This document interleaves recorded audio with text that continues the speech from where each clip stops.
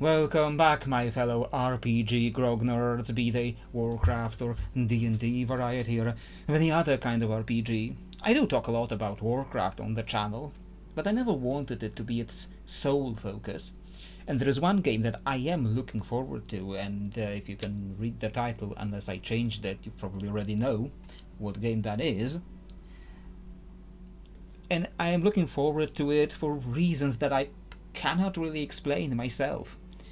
That game is the unnamed and technically unannounced Riot Runeterra MMO. And yeah, it's strange. I don't know why I'm waiting for it. I don't play LoL. I am not really an MMO person. I am just stuck with Warcraft because I play the RTSs and have attachment issues. And yet somehow I find myself hoping that Riot MMO does well, and that I get to play it. You know what's the other topic I talk a lot about lately? It's classes and class design. It's been mostly designs for potential classes we could still see in World of WarCraft in the future. But given the interest in the Riot MMO, and the fact that there is no existing classes that let commenters go, oh, we have this completely different class already, therefore we can have this completely different class. Designing what the classes there would be, what the classes there would look like, would give me a lot of freedom. That's the good news. The bad news is, like I said, I don't really play LoL.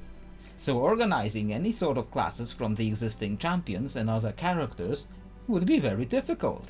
And you can't make a separate class for every champion, like you can do with Warcraft 3 hero units for World of Warcraft, because there's, way too many of them. So I did the only thing any sane person would do. I pedantically overanalyzed every single champion in LoL, all 172 of them at the time of this writing, all of their skills and abilities, and then researched the lore of magic and technology in Runeterra meticulously, and came up with this list of potential classes with varying tiers of likelihood based on how common the given skills are and just how OP any given character concept would be. And this might surprise you, but the list is far bigger than Warrior, Rogue, and Mage. Yes, so like what any sane person would do. Before we go onto the list, we need to address a few things. First off, it's entirely possible the Riot MMO would not have classes at all. There is such a vast variety of skills in League of Legends and Legends of Runeterra and other associated games that it is entirely possible they would make a skill-based system instead. If you ask me, that's what Elder Scrolls Online should have done, and they kind of halfway did it, where you can depend entirely on skills, but then they added classes on top of that, classes that mostly have been pulled out of their finger instead of prior Elder Scrolls lore. So it is possible Riot would do that, an entirely skill-based MMO where you decide the key skills individually per character. But that's not what we are here for. We're here to see if we can make a class system based on LoL champions and Runeterra lore. The second thing to address is that LoL already has what they call classes. However, these are not really classes. They're more like combat roles. You will have Hui, Jace, and Vel'Koz all classified as artillery. And you can't tell me that these three are the same class. But that segues nicely into the third thing to address. And that is, what is a class exactly? On the surface, the answer is simple. It's a way to classify characters. However, in RPGs, class gained a much deeper meaning. It's a way of identifying a character as belonging to a specific concept. You could say that class means a specific combat style, like being up front in the middle of the fight, and say characters who do that are fighters or warriors. But then you will have paladins and barbarians and death knights who in some settings would be put as just warriors, but they are all very distinct characters with very distinct, unique concepts and abilities. So, what does separate those characters? Maybe it's the source of their power. Maybe your power is coming from your faith, or your magic, or your technology, or your pure martial prowess is what defines your class.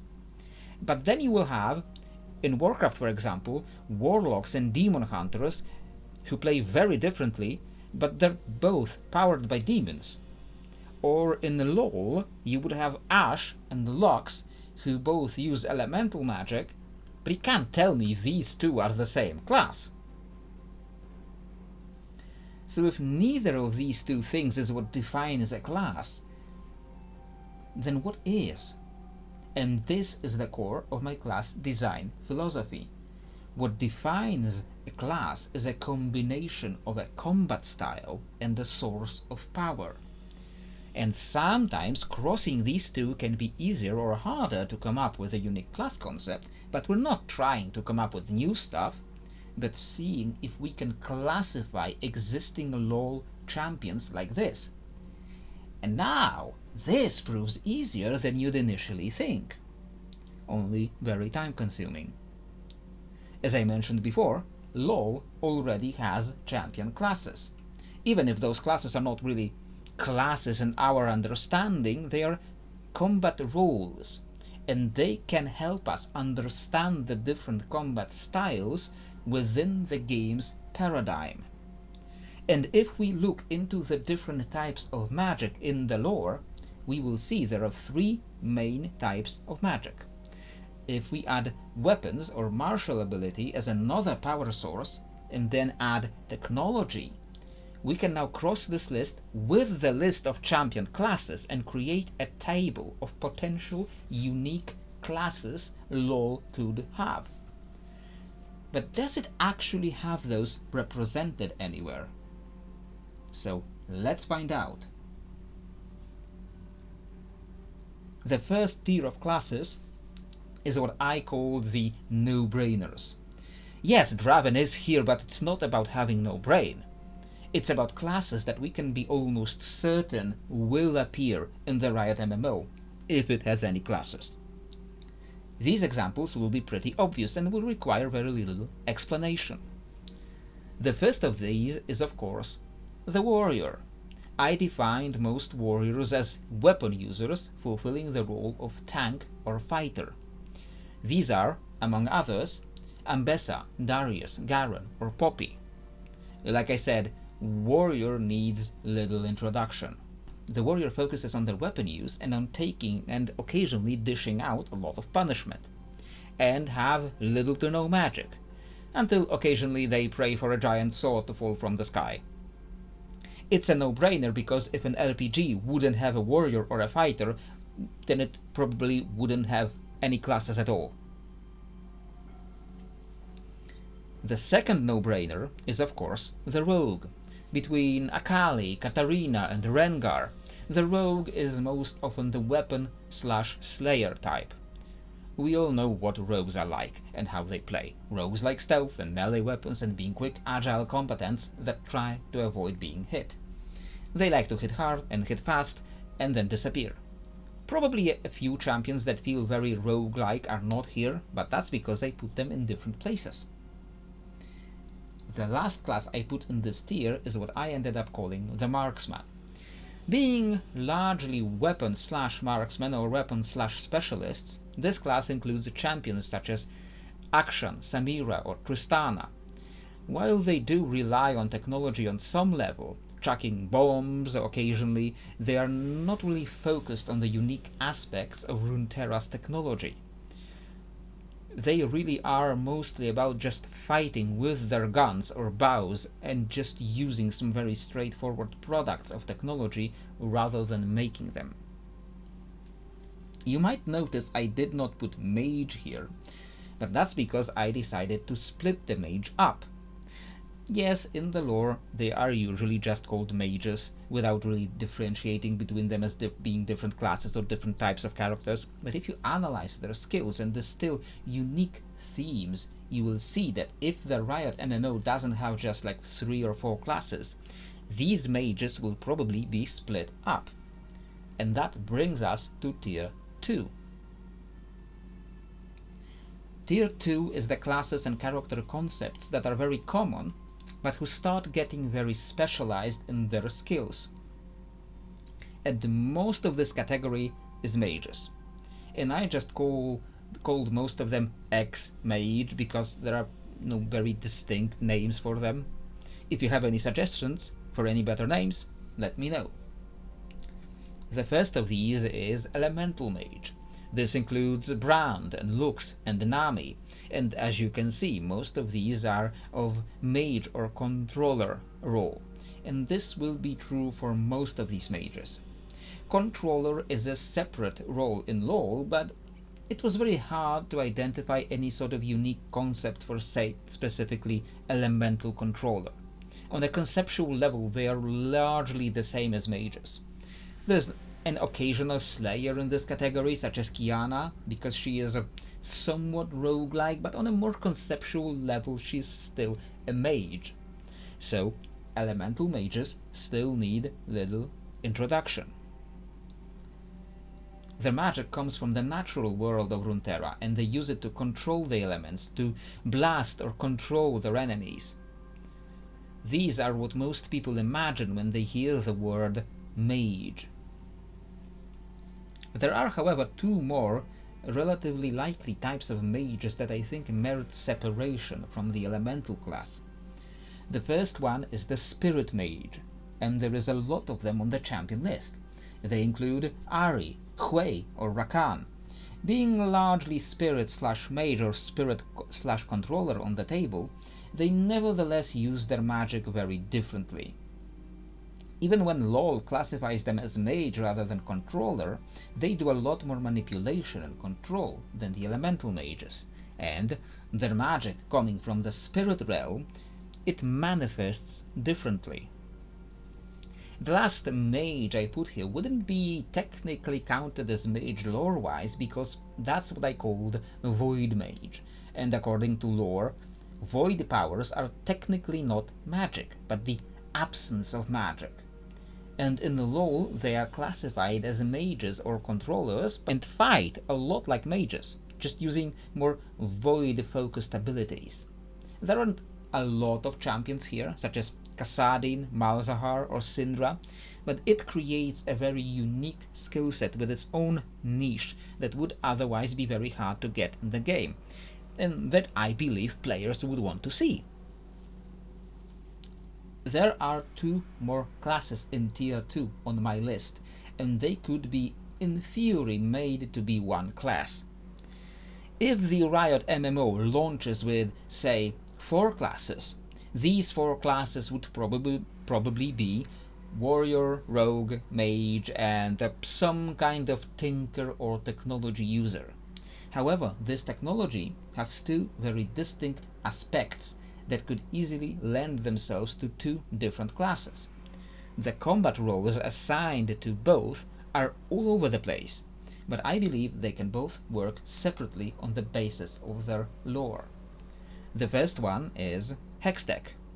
Using magical abilities through technology and by using special crystals containing magical powers to infuse their weapons and equipment, they blend the world of mundane people with magic, opening up what was previously the domain of the few to virtually everyone.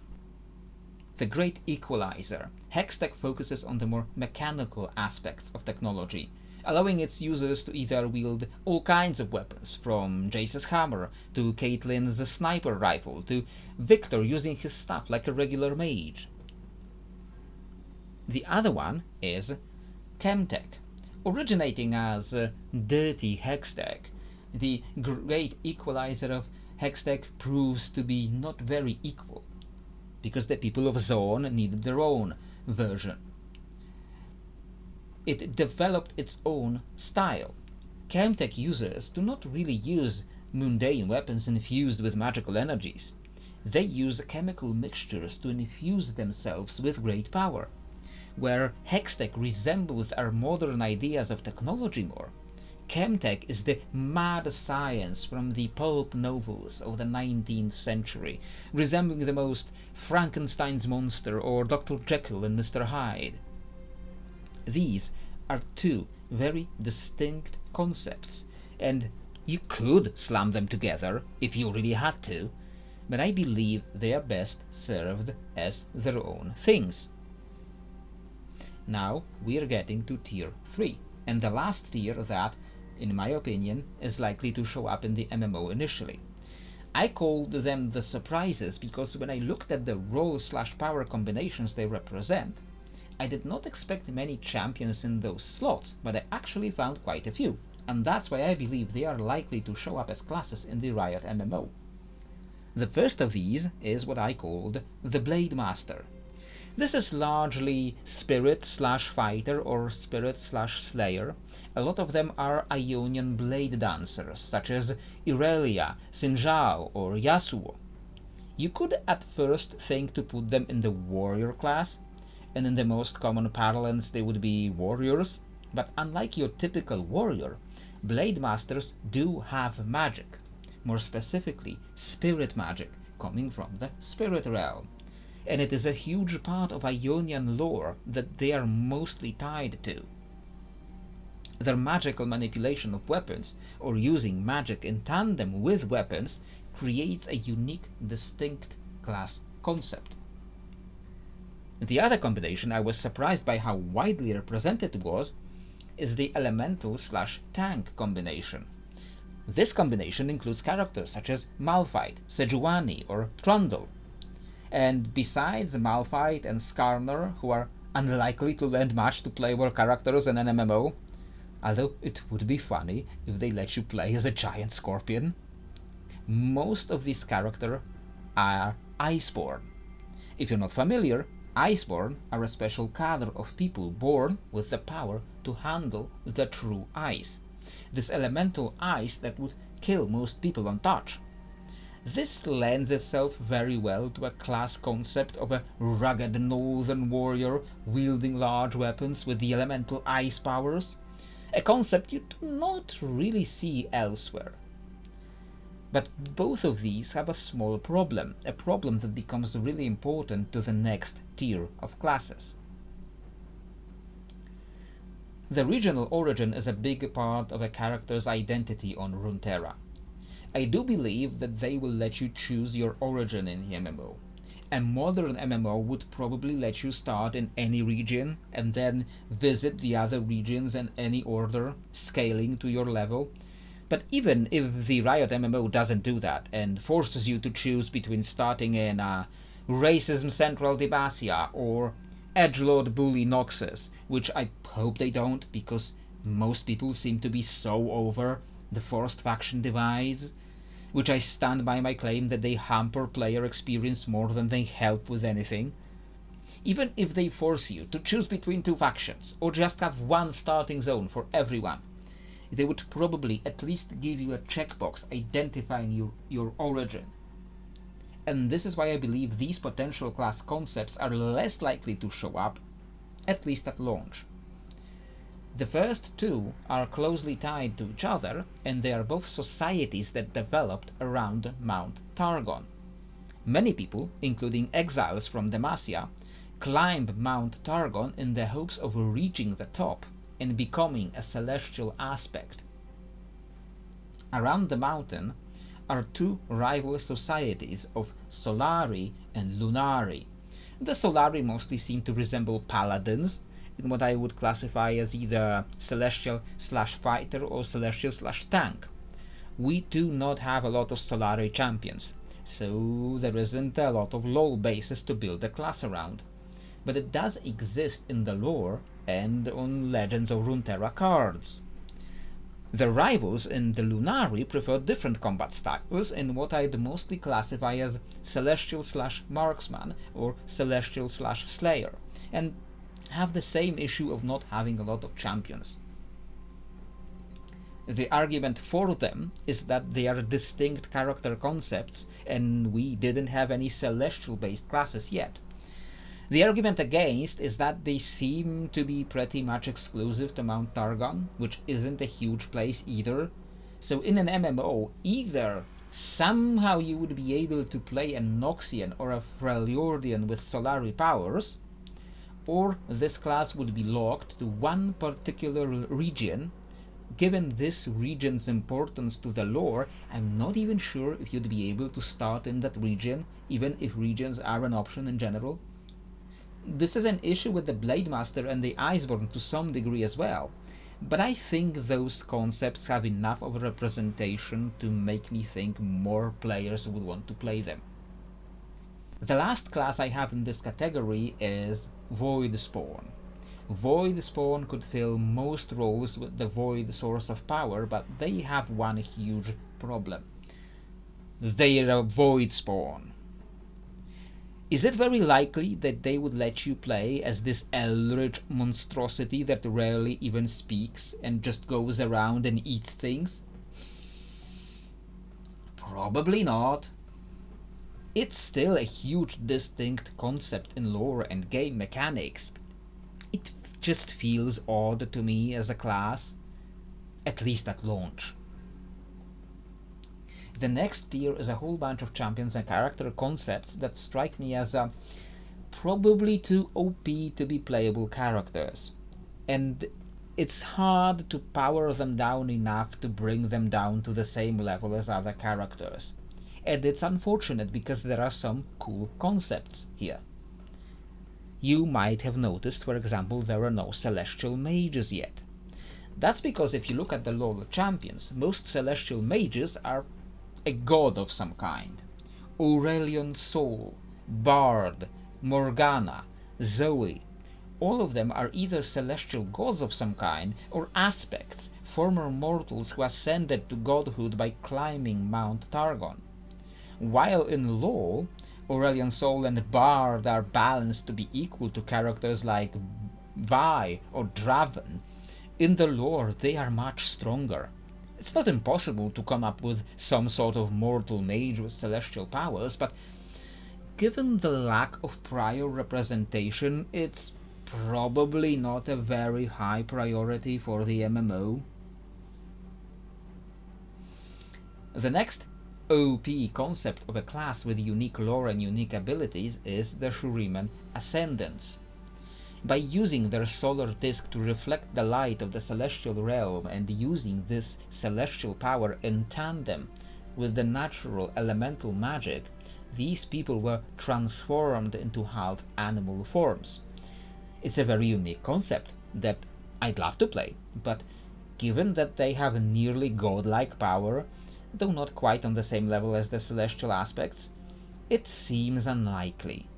Perhaps in an expansion they could become some form of hero class, if you become either some very underpowered ascendant or some form of Bakai, a failed half-formed ascendant. It's doable, but probably not very likely, at least at the start. Related to it is the concept of the fallen ascendants known as the Darkin. Much like the actual ascendants, they're supposed to be very powerful and probably a little above the average player character level. What distinguishes them from the ascendants is their use of blood magic, and I can see using this angle to give us some kind of Darkin related class in a blood mage. A character on the same power level as a typical mage, but using the darker, twisted powers similar to the Darkin. Like Vladimir, only less ancient and less powerful. The last of these concepts present in multiple champions is spirit gods.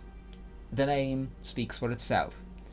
They're gods. They're huge magical animals. They're unique individuals that are very few in number. I can't even see an angle in which they would let you play as something related, but I'm open to suggestions. I will go a little faster through tier 6 and on because this is a big jumble of associated character concepts that fulfill already filled out spots in the table, while having somewhat unique playstyles, and also have very little lore holding them together. there are a bunch of characters who fight with their fists, such as Lee Sin, Gragas, or Udyr. They have very little in common except this peculiar fighting style, and usually being somehow related to Ionia. It's easy to imagine them as a class, just call them a monk or a martial artist, but it's hard to fit them in the greater paradigm. And this will be a common theme here. There are also a couple of quote-unquote druids, such as Ivern, Lilia, Maokai, Nidalee, and Zira. They seem to have nature-based powers, and in WoW they'd be druids, but their combat roles and their regional origins are all over, so there's no real unified theme in the actual game, besides their overt similarity to druids. We also have two bards in the form of Seraphine and Sona. They're both mages and they use a combination of elemental and spirit powers, and they have a unique style of being based around music. There are still just two of them, and there isn't a lot of lore on how they work exactly, so I find them probably not the top candidate for a character class. The last group here is the quote-unquote necromancers.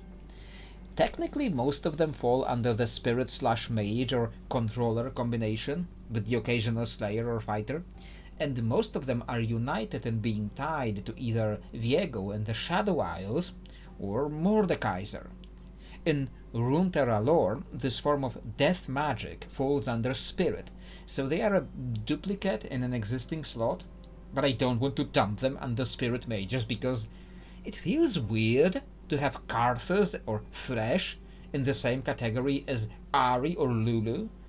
It's still a very distinct character concept, you could even call them Mistwalker as a class, but it's probably not a prime candidate for inclusion at launch at least. Now all that's left is looking at the table we created and seeing if we can fill the remaining slots with any unique concepts. The first two slots are weapon mages and weapon controllers. The weapon mage may make you think of blade masters. They are actual mages, they have magic abilities, so they do not fall in this slot. And in LoL, currently, there are 0 champions in these slots. If, for example, Captain Farron was made a champion, he could be maybe weapon/controller, but it's a tough one to fill for understandable reasons. Because weapon, as in non-magical, mage, seems like an oxymoron. Characters filling the spirit/marksman slot are Kalista, Kindred, Senna, and technically Xayah and Yunara.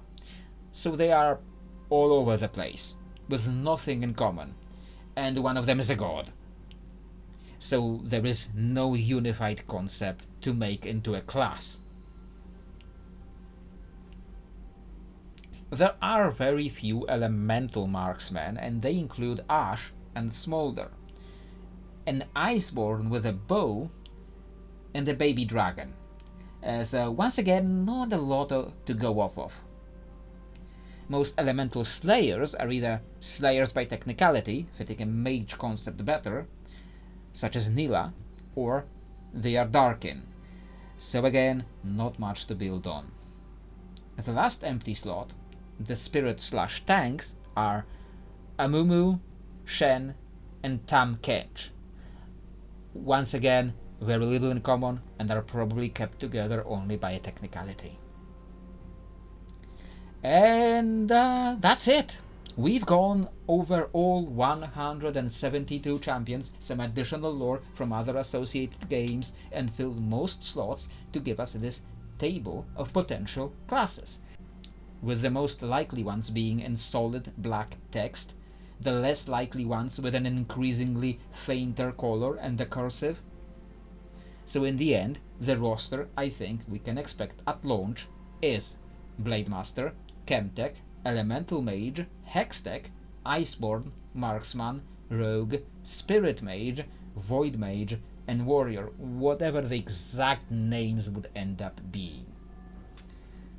This took a lot more work than I had originally anticipated, and I hope you enjoyed it, and it will probably not get as many watch hours as the hours I put into putting this stuff together. But I enjoyed doing this because I like designing this sort of stuff. So, Riot, hire me! I have a whole huge ass. Remember, it's not swearing if it's about donkeys. I have a whole huge ass custom made TTRPG as my resume, and maybe it doesn't have thousands of people playing it all over the world. But I do genuinely love doing this stuff, and I hope you love hearing about it. Would you have done any of this differently? Would you have started with more classes? Less? Or maybe you think my whole process was done the wrong way around? Either way, please do let me know in the comments below. The next class video should return to some WoW class concepts, and there are still a few I could talk about. If you want to see those, I will see you next time.